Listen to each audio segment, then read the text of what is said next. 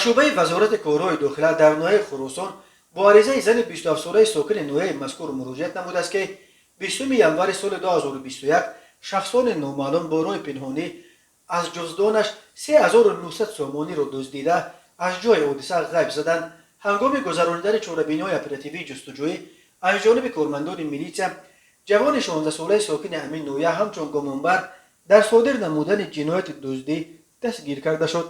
همزمان به شعبه وزارت کارهای داخله در شهر باختر با عریضه مرد 38 ساله ساکن امین شهر مراجعت نموده است که شب 3 و 4 ینور سال 2022 تخمینا ساعت 02:00 دقیقه شخصان نامعلوم با راه پنهانی از داخل دکانش یک عدد نوتبوک تمغه اسوس را دزدیده از جای حادثه غیب زدند. ضرر رسانیده شده 3500 سامانی را تشکیل می‌دهد.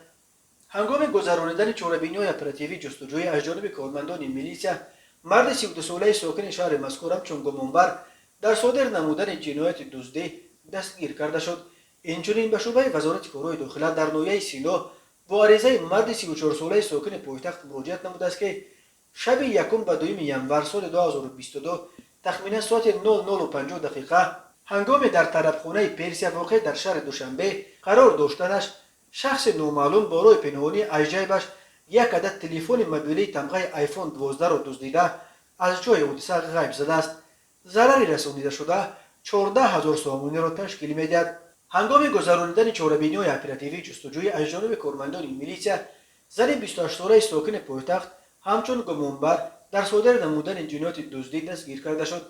اوید به حالت مذکور تفتیشات ادامه دارد. به شعبه وزارت کارهای داخله یک در ناحیه فردوسی با عریضه مرد 46 ساله ساکن پایتخت مراجعت نموده است که 17 ایول سال 2021 مرد 44 ساله ساکن شهر ایسار که پیش با ماده 259 قسم 2 کودکس جنایتی جمهوری تاجیکستان سود شده است با راه فریب و باوریش در آمده از او یک عدد افت-ماشین تمغه نیسان مورانو را به مبلغ 125000 سامانی نرخ گذاری کرده گرفته مبلغش را تا حال برنگردانیده است. نسبت گمانبر شونده پرونده جنایتی با ماده 247 قسم 2 کودکس جنایتی جمهوری تاجیکستان آغاز کرده شده تفتیشات ادامه دارد.